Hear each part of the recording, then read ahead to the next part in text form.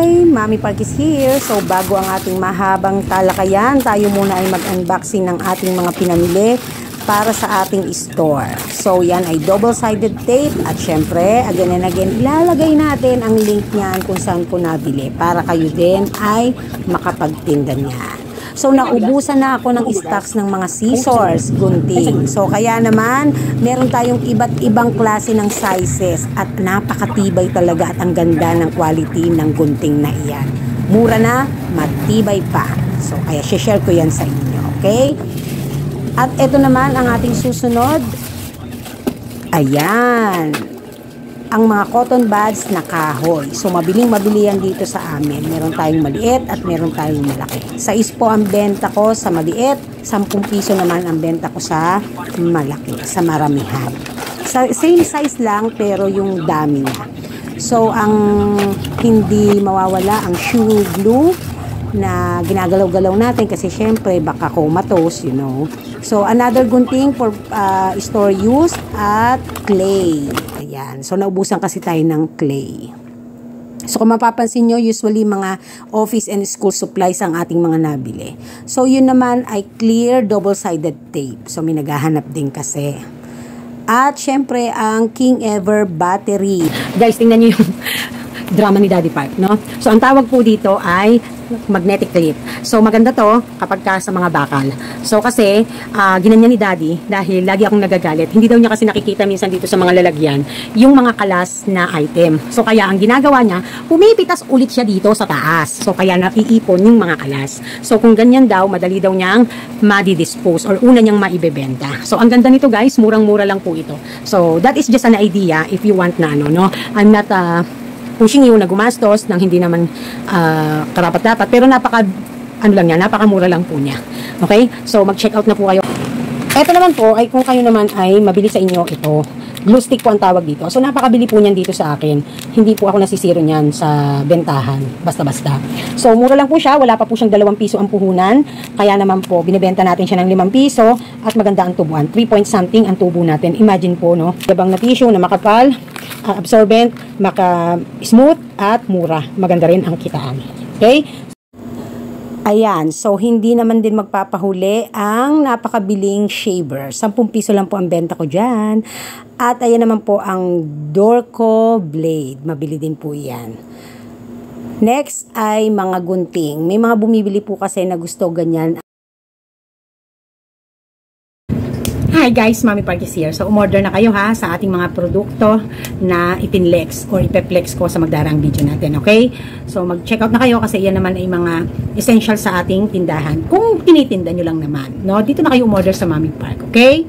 Ayan. So, hello mga kasari and maraming salamat po sa mga nag-watch ng ating video. Kapag kaganyan ng mga tirada ng mga title natin, daming nanonood, ano? As of now, 1.6 ang nanonood at may mga nanonood pa. So, maraming salamat po sa pag-appreciate po, no?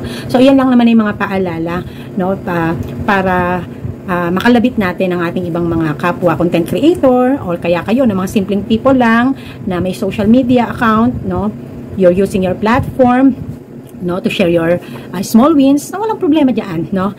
Ika nga learn to clap to the victory of other, in the victory of other. Hindi talaga ako magaling sa ano, no? Mga anak ko magagaling sa mga ganyan. So anyway, busy din kasi ako kaya hindi ako masyadong nakapag-vlog kasi pinush ng mga anak ko talaga din na sumali ulit sa copy reading. So kumbaga ba ay ilalaban sila, tinitraining sila para lumaban muli, no? At si Kiera ay ayaw tumigil talaga, talagang gustong-gusto niya ito. So wala namang magagawa ang ina nyo. So kaya nag-a-adjust ako ng oras na mag-duty dito. So pagod na pagod ako lagi para mag-vlog pa. So kaya hindi basta ako nakakapag-vlog. But anyway, nandito na tayo kaya tuloy na natin. So, mga magtataas muna ng mga produkto bago tayo magsimula, no? Sa ating topic. Mga magtataas na produkto, magtataas po ang produkto ng ilan-ilang mga Coca-Cola products. So, kung kayo po ay nakarating na sa inyo itong ganito, kung nagpunta sa inyo si Coke, no, isa sa representative ng Coca-Cola, at inalok kayo po ng mga coupon, no, discount coupon na worth 700 pesos. So, ayan. So, kaya pala, dahil magtataas pala sila. Pero ang nagbigay sa akin ng information ay ang ating ahente, si Kuya Joseph, yung nagdi-deliver dito. So, magtataas ang mga mismo, 8 ounce, kasalo, 1.5 Coke. So, usually mga cola products ang magtataas. And, you can use your coupon sa agent mo para magka-draw ng mga discount. Tulad halimbawa nito, pag bumili ka ng 1.5 liter na Coke, makaka-discount ka ng 20 pesos. So, per case to ha, per case. Okay, so binibigay ito doon sa mga sari-sari store. Okay, until December ang validity ng coupon. So, nabigyan tayo nito kasi isa tayo sa malakas na kumuha sa ating ahente. Okay, so hindi ito ibinigay kila Kuya Joseph para silang mag-distribute. Ang gumawa nito ay ang mismong mga Coca-Cola personnel or mga tauhan ng mga Coca-Cola. Okay, so sa mga dilata, medyo nag-start na yung iba na magtaas. Na-vlog ko yan na magtataas ang mga dilata dahil sa pagtataas ng materyales, no? Yung lata, yung metal. Tataas ang presyo ng metal, kaya naman tataas din ang presyo ng mga dilata. Ewan ko kung nafe-feel nyo na dyan kasi dito nafe-feel ko na tumaas. Okay. So, pag-usapan natin ang ghost months, no? So, si Mami Park, pang 2 years ko na to na nararanasan yung ghost months. Kaya lang it's too early talaga. March pa lang nararanasan ko na yung ghost months, honestly. So, ewan ko sa lugar nyo, it depends siguro din sa area. So, itong ganitong senaryo sa ating negosyo, hindi to basta-basta mararamdaman ng mga bagong bukas na mga sari-sari store or tindahan. Or kaya naman ay mga ibang maliliit na negosyo, no? But syempre, focus tayo dito sa ating niche ng negosyo, ang ating sari-sari store. So, hindi nila basta dama to kasi nagpapakilala sila. So, kaya naman ang tao ay syempre exploring din ang mga mamimili sa kanilang tindahan dahil sila ang bago. So, mas damang-dama ito ng mga established na mga negosyo. So, tulad ng Mami Park, damang-dama, no? So, ghost months. Ano ba ang ghost months? So, alam niyo po ba ang ghost months? Yan pala ay talagang sa totoo lang, kasabihan niya ng mga Chinese, no? So, ang akala natin, September nag-i-start ang ghost months. Pero hindi pala. Ang ghost months pala ay nag-i-start ng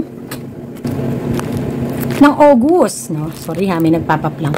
Ng August. So, usually daw, August nag-i-start ang ghost months according to the Chinese lunar calendar. No? And ito daw yung mga panahon na mga active ang espiritu ng mga patay. Kaya naman, para sa kanila, ito din yung panahon na nag-i-slow ang activity na ginagawa ng mga negosyante or ng isang tao to invest sa stocks or sa negosyo, no?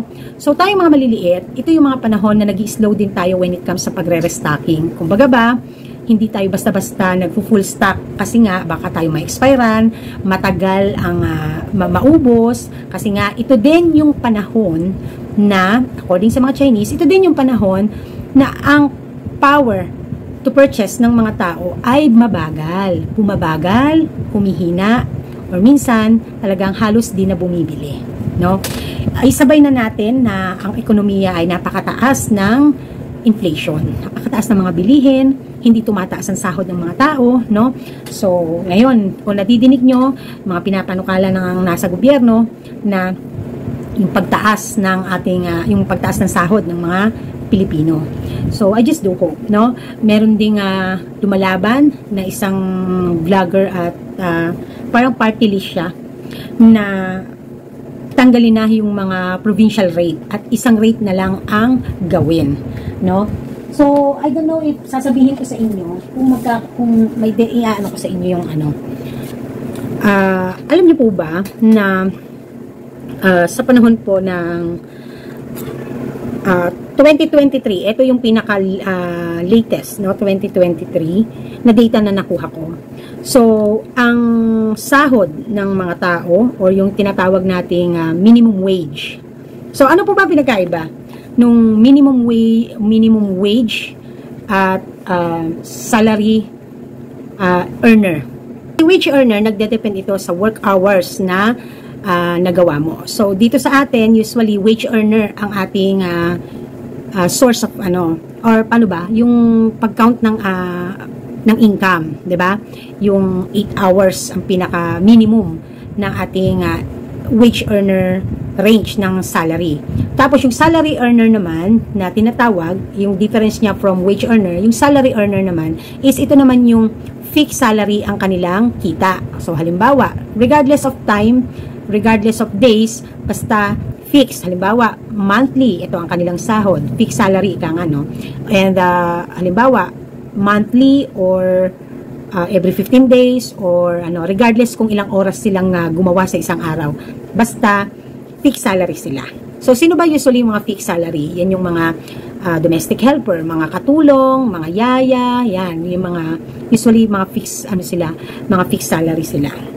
Okay, so, I don't know kung mahahabang video natin, kung i-discuss ko ba yung mga salary wages ng ating So, I don't think na kailangan ko pa tong data na to. Pero nag-research talaga ako ng mga wage earner natin. Alam nyo, sobrang baba talaga. Why? Kasi pag-iisipin ko pa lang, siyempre nanay din ako, alam ko kung magkano ang gastos ng isang pamilya, ng isang tao sa isang araw. So, kaya talagang hindi sapat. No? So, kaya napakahirap ang mga tao na ang bumili or yung capacity nila to buy, to purchase ay napakababa, napaka-slow kasi hindi rin naman kasi tumataas basta-basta ang kanilang kinikita. Kaya pagpapansinin ko yung data na to, sabi ko, paano pa makakapimili basta-basta ang mga mamamayang Pilipino? Isa baba nga naman talaga ng kanilang sinasahod, no? Less expenses pa. Okay. So balik tayo sa ghost months, no? So, sa Chinese pala yan ang galing, and yan pala ay usually August talaga nag-start, hindi September. Okay, so, ano ba yung mga pwede nating magawa, no? Habang ine-endure natin ang ghost months. So, unang-una, kapag ganitong panahon, dapat maaari na tayong magpahinga. Mami Park, anong pahingi sinasabi mo? Hindi po pwedeng magpahinga. Walang kakainin. Ang ibig sabihin ng Mami Park, kung hindi naman masyadong mabili, wag mo na masyadong patayin ang sarili mong magtinda.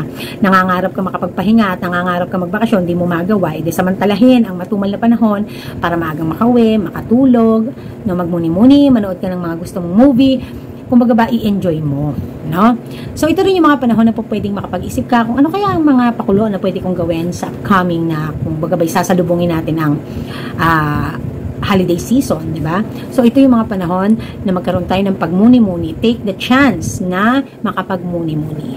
So, learn to adjust everything as much as possible. Mag-adjust tayo. Mag-adjust tayo sa oras ng ating pag-duty. Mag-adjust tayo sa ating pagre-restocking. Hindi naman kailangan masyadong mag-restocking. Huwag mag-restock, di ba? Hindi kailangan full blast. Yung tama lang at po pwede namang mamili ulit. So, ika nga, mas madaling mamili pag naubusan kaysa ma-expirean kasi malulugi. So, that's what I've learned, no, from the past 3 years, no, coming 4 years ng Mami Park dito, parang kailan lang. Imagine that. So, also, this is also the time to to reconsider your cost cutting. Kung ano yung mga dapat mong pwedeng maitipid. So, not just only about utility expenses, but also about your personal expenses, no?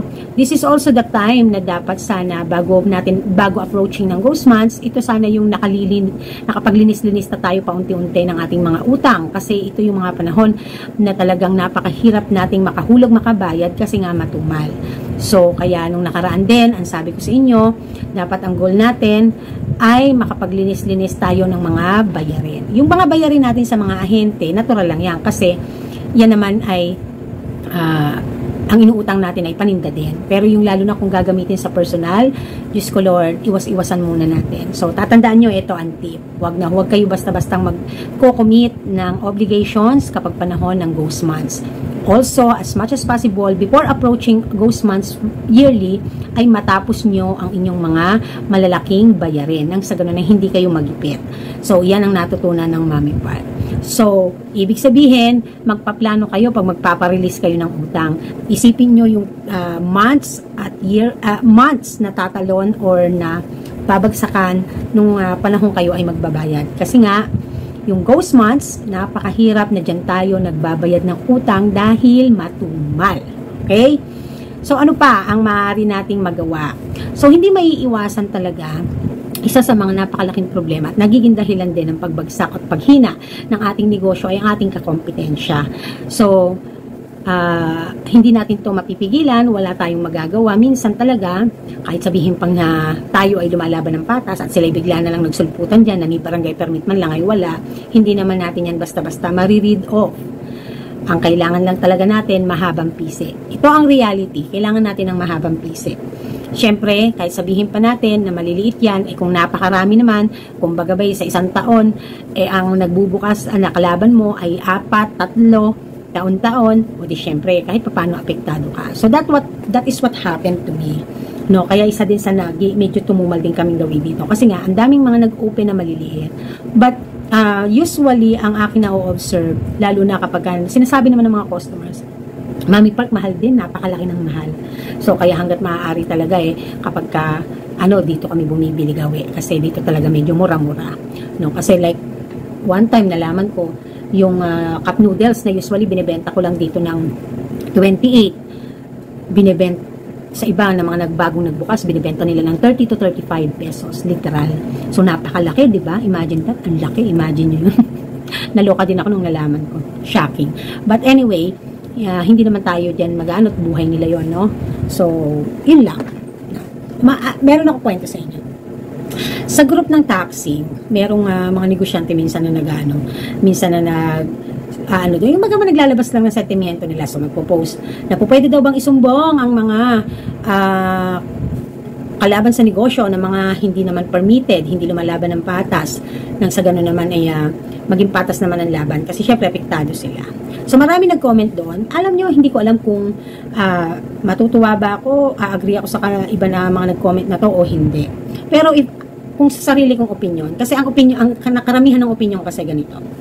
Lumalaban din sa buhay yan, hayaan mo na lang. Yung iba naman, inggitera ka, hayaan mo sila, nagne-negosyo sila, di hayaan mo.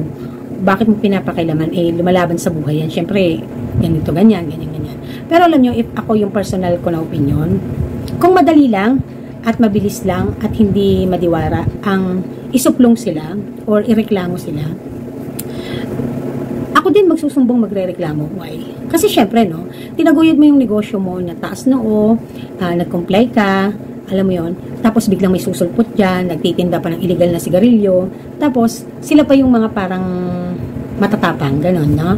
Ganyan. Hindi yun sa pagiging inggit, hindi yun sa pagiging kasi naano lang ako na bakit mga kapwa ko kanegosyante, ganun yung way of thinking nila sa nagsesentimiento na na-poser.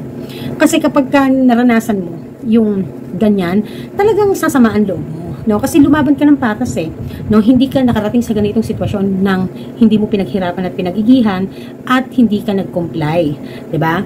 So, kinumply mo lahat, ginawa mo ang lahat. So, syempre, okay lang sanang magkaroon ng kalaban sa negosyo kung patas naman din sanang lumalaban. Walang problema doon, di ba? So, sa palengke, bakit di sila nag-aaway-away kahit sabihin pare-parehas ang presyo? Halimbawa, may price regulation. Mga manok, mga baboy, dapat ganito ang presyo nyo lang. Pinakamahal na ang ganitong presyo, ganyan. Kung may may price regulation yan Hindi ka basta-basta gusto mong sarili mong presyo ang magkaroon ka. Pag sobrang baba mo din, irereklamo ka din ng mga kapwa mo, no? So, may price regulation talaga. So, bakit hindi sila basta-basta nag-aaway-away? Kasi nasa palengke sila, pare-pareha silang nagbabayad ng pwesto, pare-pareha silang bibigyan ng permit, pare-pareha, may price regulation pa silang sinusunod. Unlike dito sa sari-sari store, magpe-presyo ka sa presyong gusto mo, at kung tatangkilikin o hindi ng customer, problema mo na yon. Pero dito dapat ang labanan, dapat patas ang labanan when it comes to being legal, no? Kasi imaginein mo, susulpot yan, kumikita ng nagsisales ng 5,000 to 3,000 to 5,000. Kung ilan yung naging kalaban mo, tapos mga walang permit. O, di ba? So, sa akin, opinion lang. So, hindi niyo po pwede din sa akin sabihin na iinggit ako. Imposible naman yun. Di ba?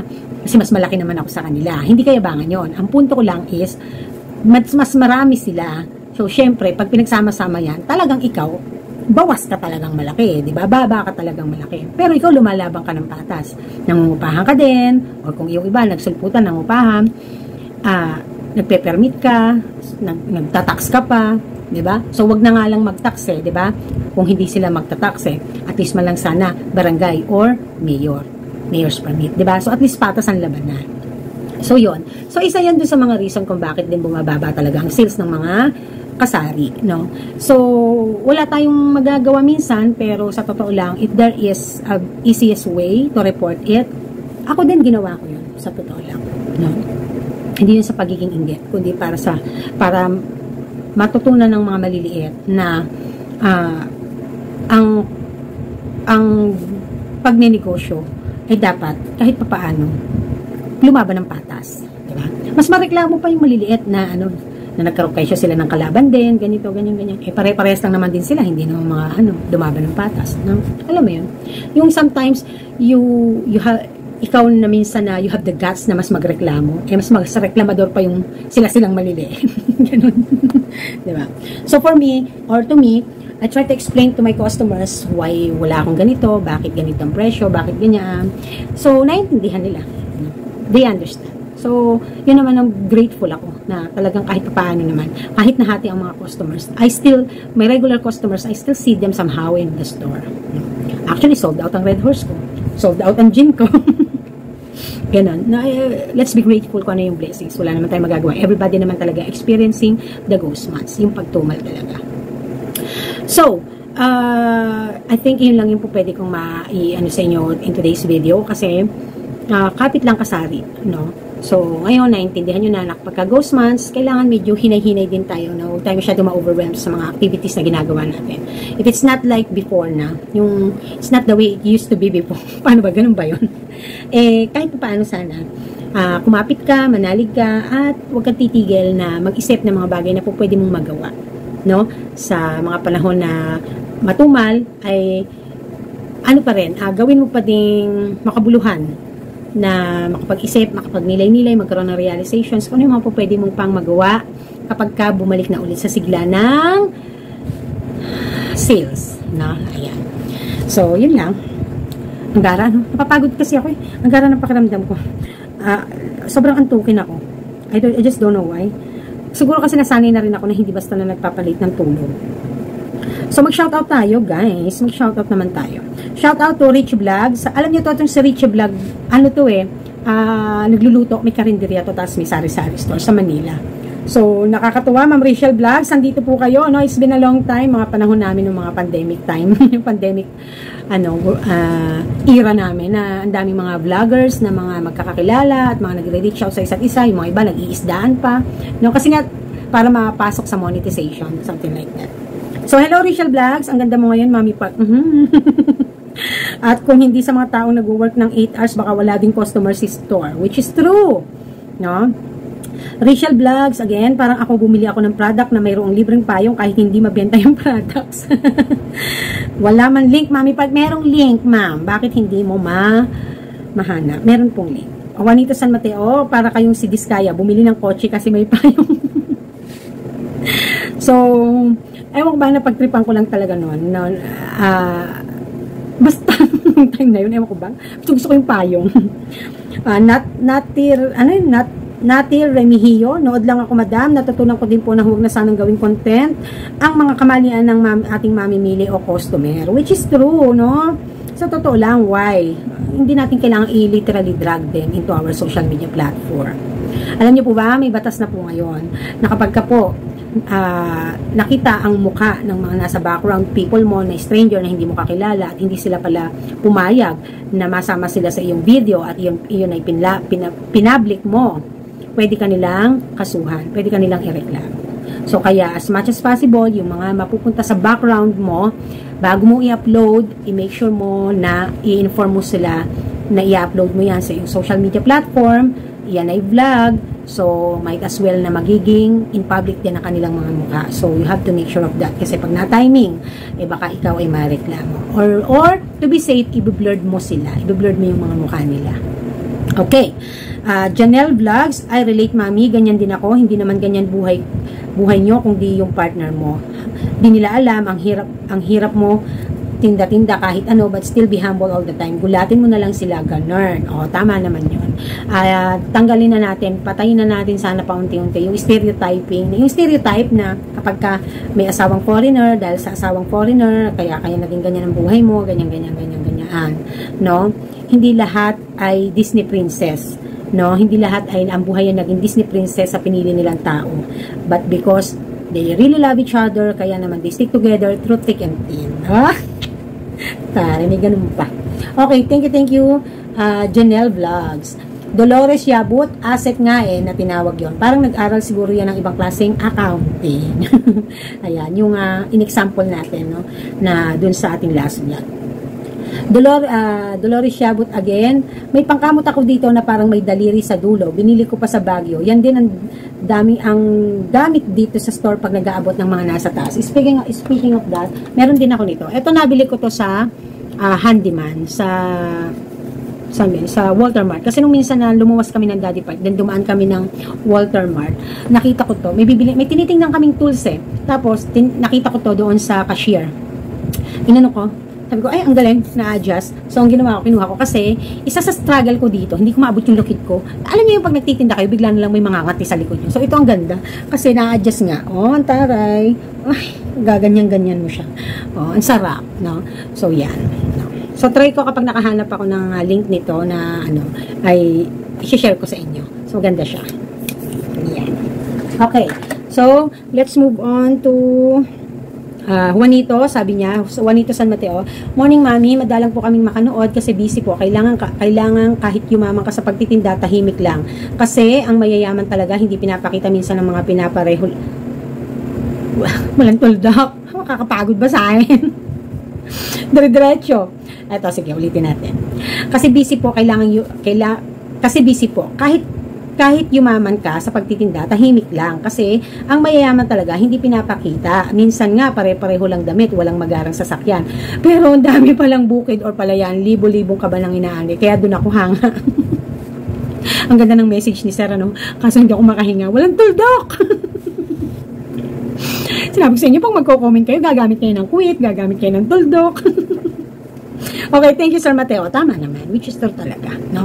The more na mas simple ka, the more na mas maganda. Hindi natin pinagbabawalan na minsan mag-dress up tayo. Alam nyo, minsan din natutunan ko sa buhay, aanhin natin ang ating mga alahas, aanhin natin ating mga magagandang damit kung di natin isusuot, di ba? Binili nga natin, nakatambak lang naman. So, paano kung bigla tayong na dead balls o hindi naman natin na-enjoy yung mga pinagbibili natin, no? So, ako talaga kaya, magpapapayat lang ako ng konti. Kasi yung mga binili kong mga damit, andun naka-stock lang, di nagagamit. Kasi nga, lumaki ako. So, magpapapayat muna ako para magde-dress ako.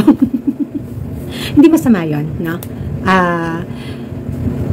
Binili natin yung mga bagay na yon to enjoy. Binili natin yung mga bagay na yon para ma-rewardan ng ating mga sarili. So, it's totally fine naman din ang magbihis tayo ng bongga. So, it's totally fine din na magbihis tayo ng simple lang. So, actually, kung what makes you happy, go ahead. Walang problema. Ang hindi maganda is yung nagpo-flaunt ka, nagyayabang ka, nag-ano ka, no? Yung ganun ba? Hindi ba pang halimbawa, yung literal na pino-flaunt, ganun. Ganun ba? Minsan nga wala na kasi akong masuot na damit. Hindi talaga pa nakapaglabas kawri, hindi pa napapalaundry yung mga pambahay ko, yung mga usual yung sinusuot ko dito. Tapos, nakita ko yung mga damit ko na mga denim dresses. Kasi mahilig po ako sa denim na dresses. Pagka bumibili ako ng mga denim na dresses, usually talaga may tatak sa mall ko na bibili. So, may mga ilan-ilan akong mga denim dresses kasi favorite ko siya talaga.